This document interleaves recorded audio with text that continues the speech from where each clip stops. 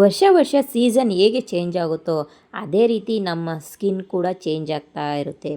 ಇವತ್ತಿನ ಲಾಗ್ನ ಸ್ಟಾರ್ಟ್ ಮಾಡೋಕ್ಕೂ ಮುಂಚೆ ಇನ್ನೂ ಯಾರೆಲ್ಲ ನನ್ನ ಚಾನಲ್ನ ಸಬ್ಸ್ಕ್ರೈಬ್ ಮಾಡಿಲ್ಲ ಸಬ್ಸ್ಕ್ರೈಬ್ ಮಾಡಿ. ವಿಡಿಯೋ ಇಷ್ಟ ಆಗಿದ್ರೆ ಲೈಕ್ ಕಮೆಂಟು ಶೇರ್ ಕೂಡ ಮಾಡಿ.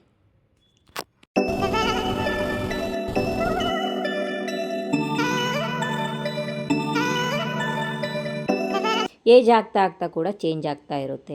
ಅದೇ ರೀತಿ ಮನೆಯಲ್ಲಿ ಏನೆಲ್ಲ ಫ್ರೀಯಾಗಿ ಅಡುಗೆ ಮನೆಯಲ್ಲಿ ಸಿಗುತ್ತೆ ಅದೇ ಸಾಮಗ್ರಿನ ಬಳಸ್ಕೊಂಡು ಸೀಸನಿಗೆ ತಕ್ಕಂತೆ ನಾವು ಕೂಡ ನಮ್ಮ ಸ್ಕಿನ್ನ ಹೊಳಪು ಮಾಡ್ಕೊಳ್ಳೋಣ ಮತ್ತು ಚೆನ್ನಾಗೂ ಕೂಡ ಇಟ್ಕೊಳ್ಳೋಣ. ಯಾರಿಗೆ ತಾನೇ ಇಷ್ಟ ಆಗೋಲ್ಲ ನಮ್ಮ ಸ್ಕಿನ್ನ ನೋಡ್ಕೊಳ್ಳೋಕ್ಕೆ. ಫಸ್ಟು ನಮಗೆ ನಾವೇ ಚೆನ್ನಾಗಿ ಕಾಣಬೇಕು, ನೆಕ್ಸ್ಟು ಬೇರೆಯವ್ರದ್ದು ನೋಡ್ಕೊಳ್ಳೋಣ ಬೇಕು ಅಲ್ವಾ. ಸರಿ ಅಂದ್ಬಿಟ್ಟು ಅದು ಮಾಡಿಕೊಂಡು ಬೆಳಗ್ಗೆನೇ ಮಕ್ಕಳನ್ನೆಲ್ಲ ಸ್ಕೂಲಿಗೆ ಕಳಿಸ್ಬಿಟ್ಟು ದಿನನಿತ್ಯದ ಕಾರ್ಯಕ್ರಮ ಮುಗಿಸಿ ಫ್ರೀಯಾಗಿ ಇರೋ ಟೈಮಲ್ಲಿ ಚೆನ್ನಾಗಿ ರುಬ್ಕೋತಾ ಇದ್ದೀನಿ. ಇದನ್ನು ಯಾವ ರೀತಿ ಏನು ಅಂತ ನನ್ನ FB ಪೇಜಲ್ಲಿ ಹಾಕಿದ್ದೀನಿ, ಹೋಗಿ ಚೆಕ್ ಮಾಡಿ ಫುಲ್ ವೀಡಿಯೋ. ಅದಾದಮೇಲೆ ಫುಲ್ಲು ಫ್ರೆಶ್ ಆಗಿಬಿಟ್ಟು ಇವತ್ತು ಒಂದು ಕಡೆ ಹೋಗೋಣ ಅಂದ್ಬಿಟ್ಟು ರೆಡಿ ಆಗ್ತಾ ಇದ್ದೀನಿ. ತುಂಬ ಜನ ಕೇಳ್ತಾಯಿದ್ರು, ನೀವು ಯಾವಾಗಲೂ ಟಿ ಶರ್ಟು ಪ್ಯಾಂಟ್ ಮಾತ್ರ ಹಾಕೋತೀರಿ, ಯಾಕೆ ಡ್ರೆಸ್ ಹಾಕ್ಕೊಳ್ಳಲ್ಲ ಅಂತ. ನೋಡಿ ಇವತ್ತು ಕುರ್ತಾ ಅಲ್ಲ ಚೂಡಿದಾರ್ ಹಾಕ್ಕೊಂಡಿದ್ದೀನಿ ತುಂಬ ದಿನದ ನಂತರ. ಹಂಗೆ ಅಂದ್ಕೊಂಡು ಪ್ಲ್ಯಾನ್ ಮಾಡಿದ್ದೆಲ್ಲ ಯಾವತ್ತೂ ವರ್ಕೌಟ್ ಆಗೋದೇ ಇಲ್ಲ ನಂದು.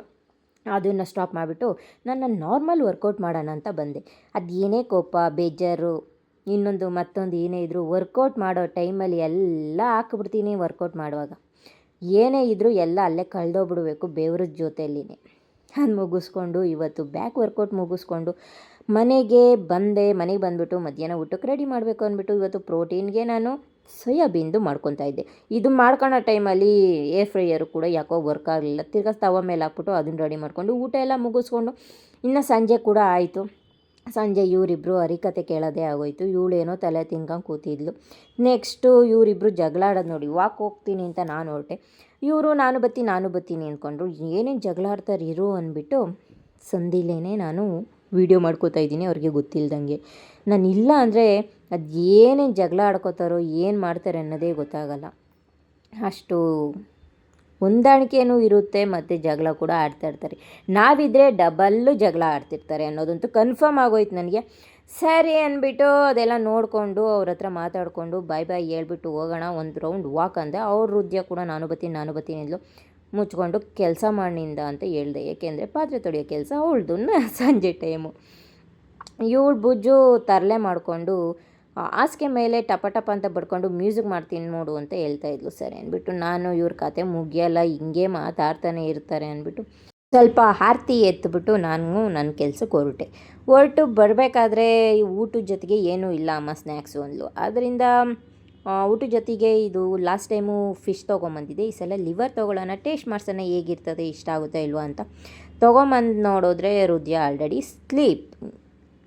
ಅವಳಂತೂ ಮಲ್ಕೊಂಬಿಟ್ಟಿದ್ಲು. ಬುಜ್ಜು ಒಬ್ಬಳೇ ಬಾರಿಸ್ಬಿಟ್ಲು. ಅವಳೊಬ್ಳಿಗೆ ಕೊಡೋದು ಬೇಡ ಅಂದ್ಬಿಟ್ಟು ನಾನು ಸ್ವಲ್ಪ ಬೈಟು ತಿಂದೆ. ರುಚಿ ಮಾತ್ರ ಎಕ್ಸ್ಟ್ರಾಡಿನರಿ, ತುಂಬಾ ರುಚಿ ಇದೆ. ಇದು ಎಲ್ಲಿ ತೊಗೊಂಡಿದ್ದು ಅಂದ್ಬಿಟ್ಟು ನೆಕ್ಸ್ಟ್ ವೀಡಿಯೋದಲ್ಲಿ ತೋರಿಸ್ತೀನಿ. ತುಂಬಾ ರುಚಿಯಾಗಿರುತ್ತೆ. ನಂಗೆ ಈಗಲೂ ಬಾಯಲ್ಲಿ ನೀರು ಬರ್ತಾಯಿದೆ. ವೀಡಿಯೋ ಮಾಡೋಕ್ಕೆ ವಾಯ್ಸ್ ಕೊಡಬೇಕಾದ್ರೂ ಕೂಡ ನಂಗೆ ಬಾಯಲ್ಲಿ ನೀರು ಬರ್ತಾಯಿದೆ. ಅಷ್ಟು ರುಚಿಯಾಗಿರುತ್ತೆ ಮಾತ್ರ.